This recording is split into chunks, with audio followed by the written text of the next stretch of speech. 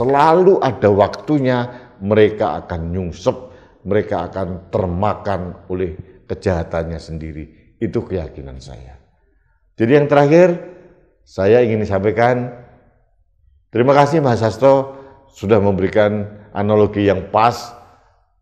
Gibran disamakan dengan supir truk, tapi ada pembedanya Mas Hasto.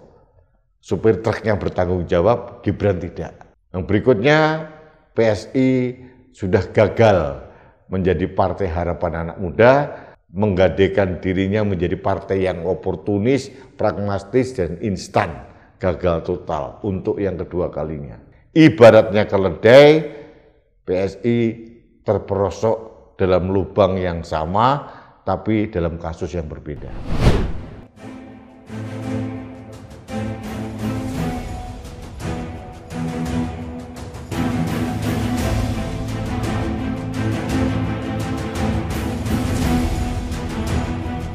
Halo sahabat Indonesia, kita bertemu kembali dalam Opini Rudi edisi hari Senin, 1 April 2024.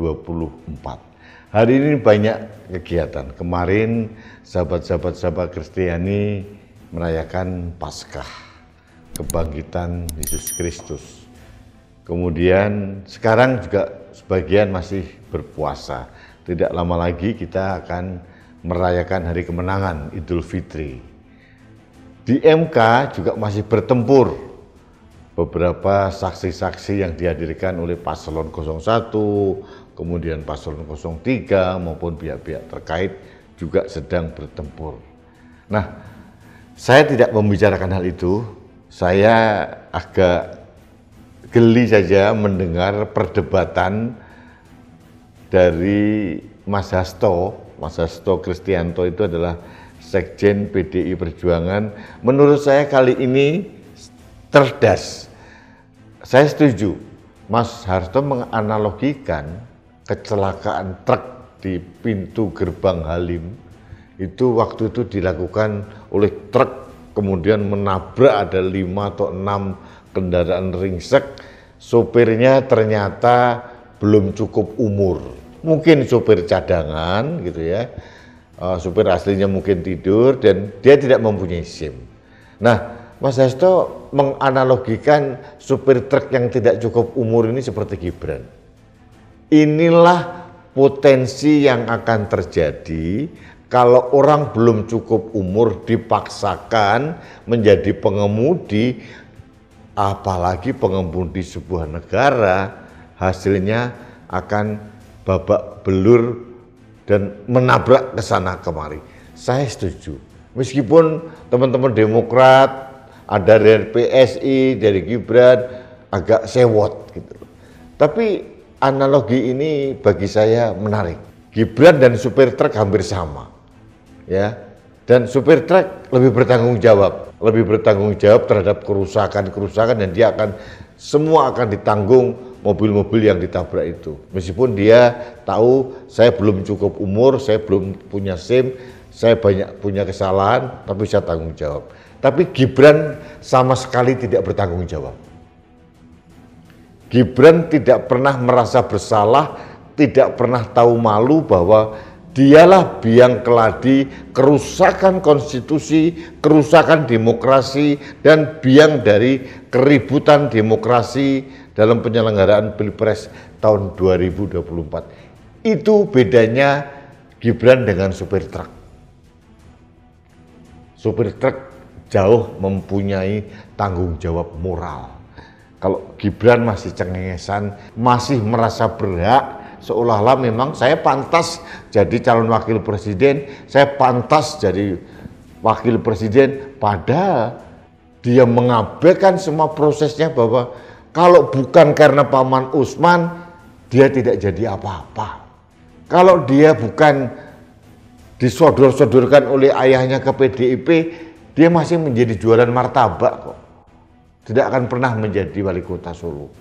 Artinya, ibaratnya pohon, Gibran itu bertumbuh bukan karena effort, bukan karena usaha dari diri sendiri, tapi didorong oleh banyak pihak, terutama keluarganya. Ini analogi Gibran dengan supir truk. Ada persamaannya, ada perbedaannya. Nah, yang berikutnya adalah PSI. Kenapa saya menyebut PSI? Karena tiba-tiba ada salah satu politisi PSI membela Gibran. Malah mengatakan justru Mas Hasto ini supir bajai yang tua. PSI ini menarik sekali. Saya tidak mengomentari komentar atau statement dari politisi PSI itu, tapi saya ingin menyampaikan tentang betapa gagalnya partai PSI ini, Partai Solidaritas Indonesia. Partai yang dikarbit dengan macam-macam ya, dikasih baking soda biar mengelembung gitu ya. Ada orang baru mendapatkan 2 hari KTA dipaksakan jadi ketua umum, dia supaya lebih besar ya, PSI bisa kuat, merasa pengen kuat, dia harus nyantol, dia harus nempel pada orang besar menjadi partainya Jokowi. Ini adalah mental instan yang dirancang oleh petinggi-petinggi PSI waktu itu. Supaya mereka jadi besar, akhirnya nempel ke Jokowi, instan mengkarbit anak bungsunya Jokowi jadi PSI. Yang terjadi pada saat menjelang pemilu, wow, baliho PSI merajai, menghabiskan ruang publik di seluruh Indonesia. Bertrek-trek dipasang baliho-baliho PSI.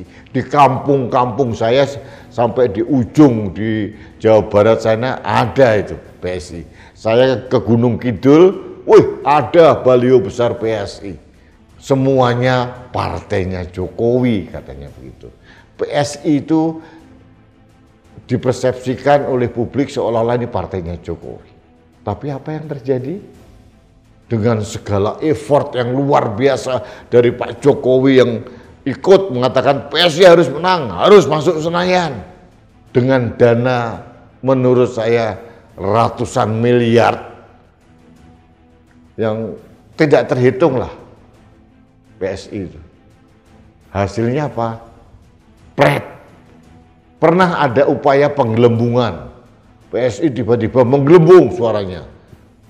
3,3 sekian gitu. Kemudian diprotes oleh salah satu saksi, akhirnya kempes lagi. Finalnya PSI hanya mendapatkan 2,81% dan lagi-lagi gagal maning ke Senayan. Jadi upaya PSI untuk mencari jalan pintas, crosscut, ya, mencari jalan instan itu gagal total. Harga yang harus dibayar oleh PSI adalah PSI tidak lagi identik dengan partai anak muda yang penuh dengan idealisme.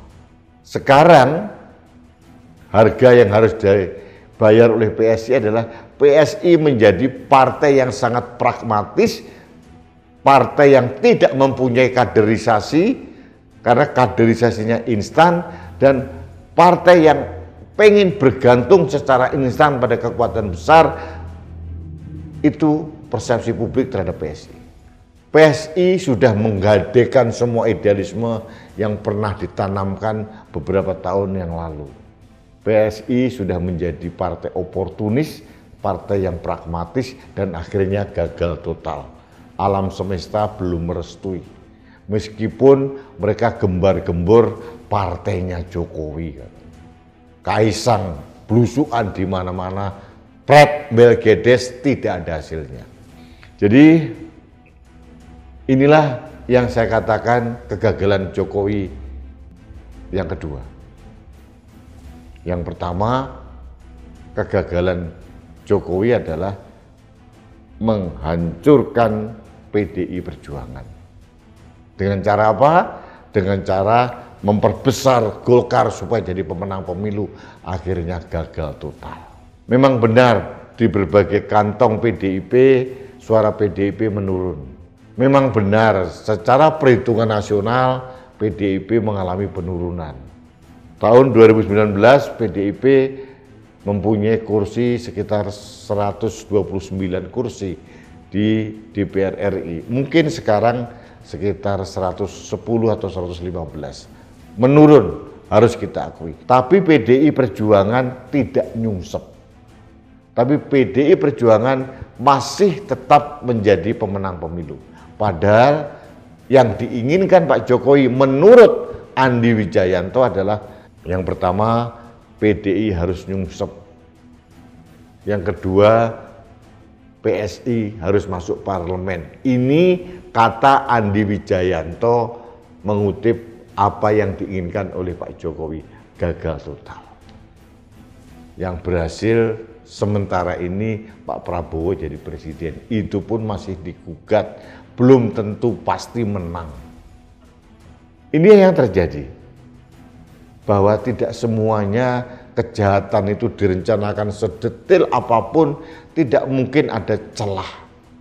No perfect crime, tidak ada kejahatan yang sempurna. Pasti ada lubang-lubang. Jadi saya hari ini agak gerambiang membuat opini karena ingin menggabungkan tentang Gibran, supir truk, gagalnya PSI, dan gagalnya Pak Jokowi menyungsupkan PDI Perjuangan. Ini tragedi.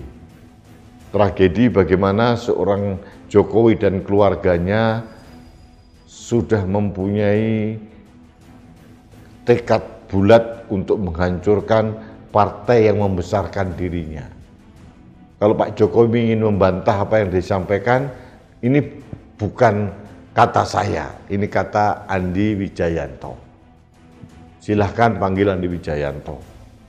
Jadi bisa kita bayangkan bagaimana satu keluarga yang direkomendasi oleh PDIP melalui 7 jabatan publik yang luar biasa, 2 wali kota Solo, 1 gubernur DKI Jakarta, 2 presiden, 1 wali kota Solo lagi, anaknya, menantunya jadi wali kota Medan, 7 kemewahan yang diberikan oleh PDIP dibalas dengan rencana menghancurkan, menyungsepkan PDI Perjuangan. Ini persis dengan peribahasa, air susu dibalas dengan air tuba. Itu yang terjadi. Dan Tuhan tidak mungkin membiarkan para penjahat itu merajalela, menguasai negara ini, menguasai dunia ini. Selalu ada celah, selalu ada waktunya mereka akan nyungsep, mereka akan termakan oleh kejahatannya sendiri. Itu keyakinan saya. Jadi yang terakhir, saya ingin sampaikan, terima kasih Mas Hasto sudah memberikan analogi yang pas. Gibran disamakan dengan supir truk, tapi ada pembedanya Mas Hasto. Supir truknya bertanggung jawab, Gibran tidak. Yang berikutnya, PSI sudah gagal menjadi partai harapan anak muda, menggadekan dirinya menjadi partai yang oportunis, pragmatis, dan instan. Gagal total untuk yang kedua kalinya. Salah strategi yang kedua kalinya. Ibaratnya keledai, PSI terperosok dalam lubang yang sama, tapi dalam kasus yang berbeda. Berikutnya, PDI Perjuangan meskipun mengalami penurunan di berbagai tempat, tetap menjadi pemenang pemilu dan gagal disungsepkan oleh Pak Jokowi. Ini kalau kita mengutip apa yang dikatakan Andi Wijayanto. Baiklah sahabat Indonesia, ini opini saya, agak mereview semua berita-berita yang ada. Kita berdoa semoga Indonesia ini aman-aman saja, bebas dari oligarki, kita tumbuh menjadi negara demokrasi, dari semangat reformasi, bukan semangat oligarki yang dibangun oleh sekelompok kecil keluarga yang ingin menguasai Indonesia yang begitu besar, begitu kaya raya. Dan saya yakin Tuhan, Gusti Allah tidak akan membiarkan penjahat merajalela di Indonesia, negeri kita yang tercinta. Terima kasih sahabat Indonesia, kita bertemu kembali dalam Opini Rudy selanjutnya. Salam satu Indonesia, salam Pancasila, Salam Indonesia penuh dengan kedamaian. Saya Rudi S. Kamu.